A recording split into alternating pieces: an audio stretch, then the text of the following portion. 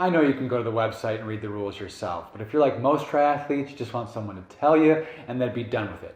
So that's why I'm here. So in this video, I've got the swim rules in a nutshell so you can avoid looking like a newbie and really focus on having a great swim.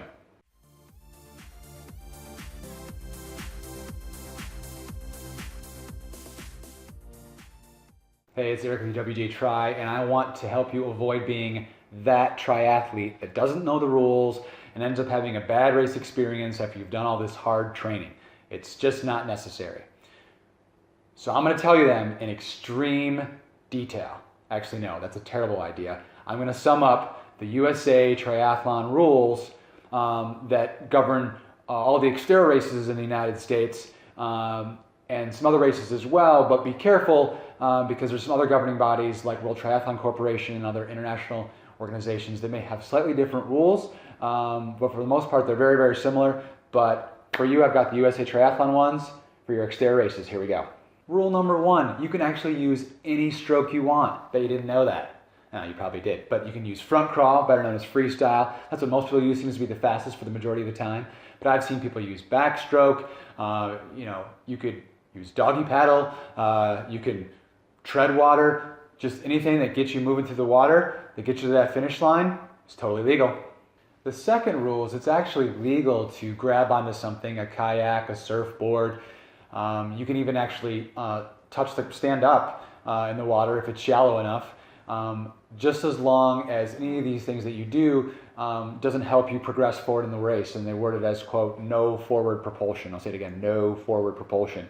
So I even had a race where my goggles got bumped, started getting leaky with water, and it was like the first 100 yards. And so I swam over to a surfboard, put my elbows up and adjusted my goggles because it was just too difficult for me to try to do it with other swimmers going by. And that's totally fine, totally legal. So hopefully you don't have to do that. But don't worry, if you need to, you can grab onto something, adjust, if you're having a sort of feeling panicky, if it's a goggle issue, any or all the above, and you feel good, then you can continue on.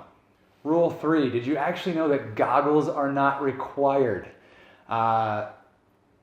Everyone usually uses them, but in my very first triathlon was a triathlon relay, and I did the bike leg, and my friend who did the swim leg actually swam it without goggles, Patrick Hurley, and it was impressive. And he did it and tagged me, and I went on with the bike, and it was super fun and launched my triathlon career.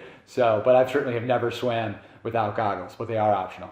The next 3 rules all involve wetsuit criteria. So rule number 4 here is remember the numbers 78 degrees Fahrenheit in the water and 84 degrees. 78.0 and lower, you can wear a wetsuit. 84.0 and higher, you cannot wear a wetsuit. I repeat, 84 and higher, no wetsuit. 78.1 to 83.9, wetsuits are technically optional. And I say it that way because basically if you want to go for awards or qualify for championships or whatnot, you cannot wear a wetsuit at that middle temperature. And if you're not worried about that, which is a majority of triathletes, then it's totally fine to wear a wetsuit during that temperature. Rule number 5 is 5 millimeters. No part of your wetsuit can be thicker than 5 millimeters. Now, the vast majority, in fact, maybe 100% at this point, don't have a wetsuit thicker than that. But just so you know, and typically wetsuits are going to vary depending on what, the arm is going to be a smaller, thinner thickness than the, around your legs, for example. But 5 millimeters or less, that's it. Rule number 6, the water temperature that they are evaluating to determine whether or not you can wear a wetsuit can really be announced up to an hour before the race. Usually it's 2 hours or even very early that morning. And it's not an issue if it's not on the borderline of one of those of the 78 and 84 temperatures that I mentioned. But I've had an Ironman race where the race typically has wetsuits year after year, and it was probably about 2 hours at that particular race where they said no wetsuit. So then you're kind of scrambling and getting adjusted to that, being prepared to not wear one. So that's why you definitely want to practice open water swims in both a wetsuit and without a wetsuit, even if you think that your race will go one way or the other. You never know until an hour before. Rule number 7 is you can't use anything that will help you float, really. So no fins, no gloves, no paddles, no kickboard, no pull buoys, no, actually technically this is a skull cap for warmth. You actually can wear this with cold water. That's a whole other video, but that doesn't help you float. So nothing that helps you float. Nothing that helps you float except the wetsuit, because of course that helps you float. But that is the only thing. So really what you're wearing into that water is a wetsuit, goggles, and a swim cap. And the swim cap brings me to my next rule, where every race I've ever done provides a swim cap, but there's been a couple races where they give you the option where you can use theirs or use your own. So if they give you that option, that's the only time where you can use your own. Otherwise, you have to wear the swim cap of the wave that the race provides for you. So one of the items that's not listed that athletes ask about is actually a snorkel. And while it's technically not listed, I really recommend not wearing it. I know World Triathlon Corporation does not allow it. And the final rule, number 8, I saved for last because it's not the best. I hope no one ever has to use it, but just for safety. It's really if you have an emergency in the water and you can't swim over to a kayak or something. You get your hand above your water, announce that you need help, kind of get that hand going up and down so that that motion can alert them as the signal to let them know that there's an emergency, and then they'll come over and help you. When they come over and help you, if they make any progress for you and you feel better, you actually may not be able to continue.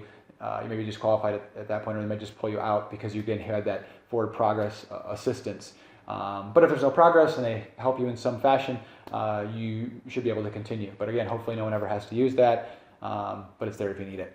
All right, bonus rule regards the buoys, those giant blown up colorful things that line the swim course so you know where to go. And for example, if the course swims straight out, there might be multiple buoys, let's say they're yellow, and they might advise you to swim on the left side or the right side depending on the course. But typically, if you swim on either side of it, because you're swimming a little bit off course, you're getting out of the massive amounts of people, that's usually okay. You're not going to be penalized for that. What is not okay is if you cut on a turn. So there should be a different color buoy, let's say a red color, unless if it's a right turn. You cannot go on the inside of that right buoy. You should, if you're out that way, you should come back and swim so that buoy is on your right side, so everyone's swimming the same distance. And then there might be another 3 or 4 buoys before the next turn. And again, technically, it might be okay to swim on either side of those ones, but when you make that turn, make sure you go on the outside, and that applies to the same thing if it's left as well. But any turn buoy is the bottom line. Make sure you're on the outside so everyone's swimming the same race. All right, let's sum up the swim rules. Use any stroke you want. Wear the goggles and a swim cap that they provide. If you get any assistance in any way, a kayak or anything, make sure there's no forward progress with any of that. If there's an emergency and you get assistance, there's no forward progress with that.